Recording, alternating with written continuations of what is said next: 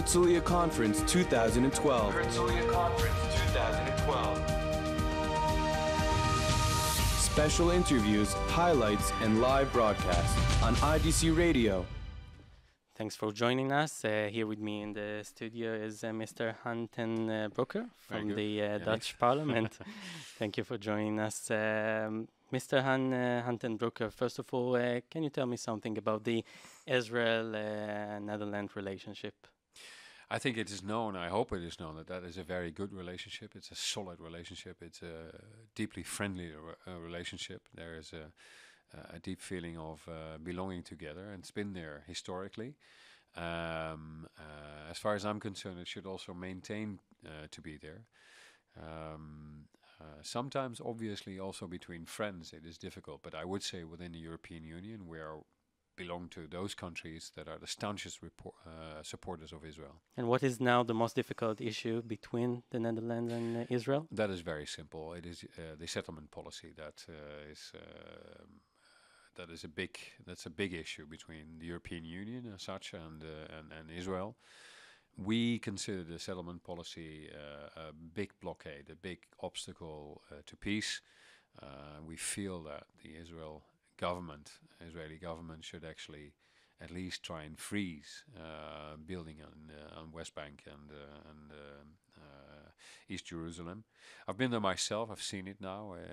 I must say it was very clear to me that is indeed a building block. And this has nothing to do with the criticism we have on the Palestinian side. But you ask me what is the big obstacle between the two of our nations. This is it. And how do you see this difficulties going to be resolved finally? Well, it's not going if there is a resolution. It's not going to be resolved between the Netherlands and Israel. I mean, I know my position. We support Israel when and wherever we can, also within the Union, because there's within Europe a lot of countries that don't take a friendly position not a very friendly position to Israel. So I know very well that we have our own problems to solve. I mean, within the Union, we have never solved the Cyprus question, so I'm not going to be as arrogant to say that I'm going to solve this matter. But obviously, the international community and the European Union, being part of that international community, has ideas about what the road to peace could be. And on this road, there is a couple of obstacles. Some of them have to be torn down. I think that Israeli politics has shown enormous courage in the last couple of years to surround themselves around the idea of a two-state, two-nation policy. But I do feel, however, supportive I am of that the settlement policy should stop. Can you tell me something as a parliament member about the connection between the government of Israel and the government of Netherlands, if there is? We had your Prime Minister, Bibi Netanyahu, coming in last week, not just visiting our Prime Minister, Mark Rutte, who's of my party, which was a very good visit. We were very happy to have him. I mean, it was 15 years ago that the Prime Minister of Israel visited the Netherlands. Really?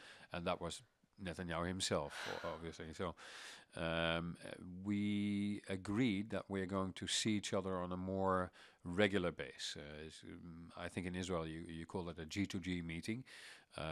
We will be seeing each other, I think, on an annual basis, and we're going to discuss mostly economic issues where both of our countries could benefit. For example, what happens here in Herzliya, in the university and the school, and the high amount of startups. That is a thing that's very interesting to the Netherlands, not just to the Netherlands, but I think in our DNA we have very much similarities, and I think we could benefit from each other. And this is what both governments have agreed, that they would look into that on a yearly basis, on the proper level, and I think that's a good deal. And maybe something personal. This is not your first visit here in Israel. It certainly isn't, and it's not a personal question because I come here on a professional basis. Although this particular trip, is also for me a study trip. I was invited by the Herzliya-Conference. I'm here now for 3 days for the conference, but I'm spending 10 days in Israel as well as in the Palestinian territories in order to to have a bit of an idea of the distances in this country. I think if you're speaker for foreign affairs, which I am, you have to have a feel for the difficulties of this country that relate to distance. Obviously, I speak to a lot of people in your government on the Palestinian side, top advisors to both sides, and I'm also meeting with Dutch officials that put a lot of money in the West Bank, for example, and I see what kind of projects it is that we do there and whether our money is spent well.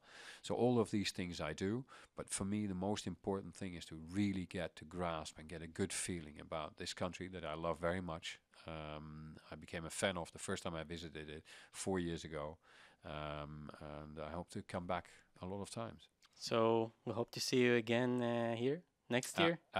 Might be, why not? Yeah, Great. if you invite me. I am. Mr. Han-Ten-Broeke, thank you for joining us. Thank you, Yaniv. Happy to be on. Thank you.